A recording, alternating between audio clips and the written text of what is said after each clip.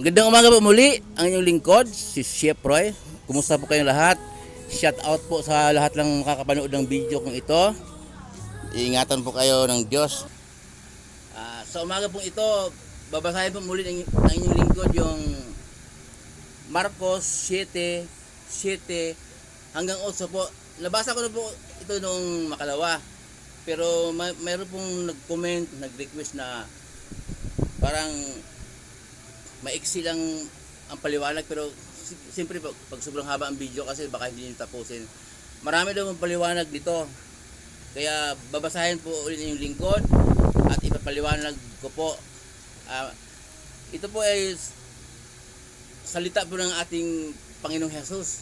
Sulat po ng kanyang mga apostol sa Marcos 7:7 hanggang 8 po.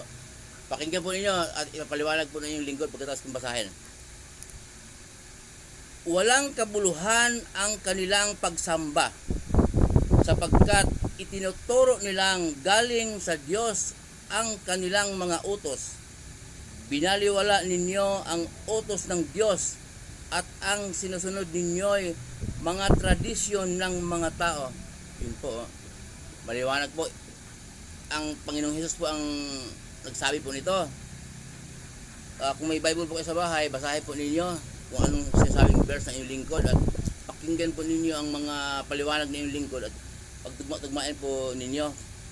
Ang sabi po dito sa 7, walang kabuluhan ang kanilang pagsamba sapagkat itinuturo nilang galing sa Diyos ang kanilang mga utos. So, marami pong nag-aakala na yung mga naunang turo galing po sa Diyos. Sa 8 po,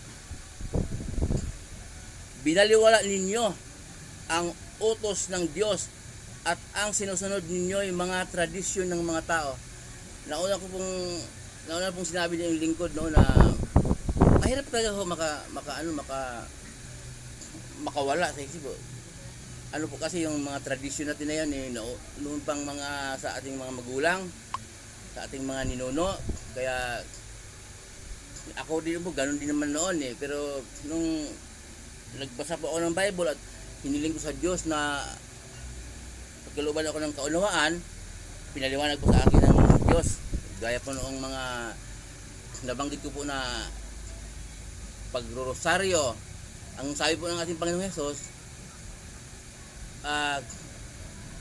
wag sa inyong panalangin, huwag kayong gumamit ng salitang mahaba. Huwag kayong tumulad sa mga hintil. Ang akala nila, papakinggan ng Diyos ang haba ng kanilang panalangin. Yun po ang mga utos po ng ating Panginoong Hesus. Yun po ang gusto ng Diyos Ama na makapangyarihan sa lahat po. Yung sundin natin ang turo ng ating Panginoong Hesus. Kasi po, Kristiyano na po tayo ngayon. Mababasa po natin sa Mateo 17:5 po. Tinig mula sa langit. Ang sabi, ito ang minamahal kong anak na lubos kong kinalulugdan. Pakinggan ninyo siya. So, sinabi ng Diyos Ama na pakinggan natin si Jesus. Kaya po, yung kanyang turo po ang ating pamumuhay po araw-araw, ang ating sundin po. Dahil Kristiyano na po tayo ngayon. Hindi na tayo ganap sa Israel, sa turo ni Moises. Kaya yung kagaya po noong nabanggit ko noong una na purgatorio, hindi na naintindihan. Ang purgatorio po, wala po sa Biblia. Nung nabubuhay po si Jose Rizal, sinabi niya, sinulat niya sa kanyang Nolitanga na nabasa pala niya ang Biblia mula Genesis hanggang Pahayag. Wala daw nakasulat na purgatorio. So hindi utos po ng Diyos, hindi turo ni Jesus na ituro yung purgatorio.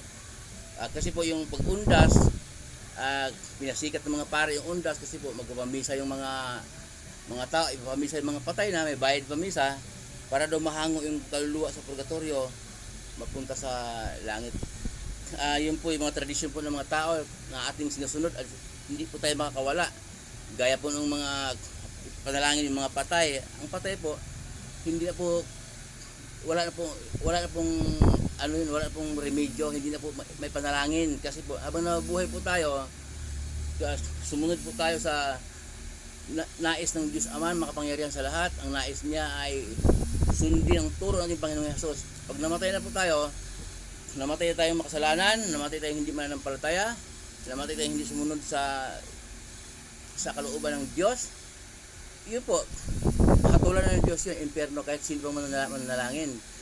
Wala na pong pag-asa, kasi po, lahatulan na yon. Kaya, palagi po sinusunod yung tradisyon ng mga tao, mga naunang turo ng mga pare, tradisyon, papamisa, yun po, ayaw po ng Diyos, kasi po, hindi po yun ang kalooban ng Diyos, hindi po turo ni Jesus. Yung iba nga, may mga tanda po noon, may nagsasabi pa nga na, huwag kang magwawalis ng gabi. Malas yun. Mawala yung swerte. Kung ano-ano tradisyon na. Mayroon po akong nakita po na relihiyon. Yung iglesia po, babae po ang namamuno. Kaya tinanong ko po na, ayaw ng Diyos yan. Ayaw nga ng Diyos na babae magsasalita doon sa gawain ng iglesia. Yung pagsambahan, paglinggo, ayaw nga ng Diyos magsalita ang babae. Yung pa kaya mamumuno. Sinagot po ako na na-aproba na daw ng pamunuan ng kanilang iglesia. So, ipamunuan yan ng iglesia na tao yun. So, sa tao po tayo sumunod, hindi sa Diyos. Kaya, yun po ang ipaliwanag ng lingkod na ang sinasabi po dito sa Marcos 7:8, binaliwala ninyo ang utos ng Diyos at ang sinusunod ninyo ay mga tradisyon ng tao. Ayun. Kaya po, ang galit ng Diyos po, nandyan lagi, mga bagyo, lindol, putok ng bulkan, baha, tsunami, at saka yung mga naguluhan po sa ating paligid. Natural po yun, nakalagay sa Biblia po yun. Natural lang ang tao talaga ay mahirap pasunurin sa Diyos. Kaya tayo po ay sikapin po natin na hindi po ako nagmamalinis, sikapin po natin na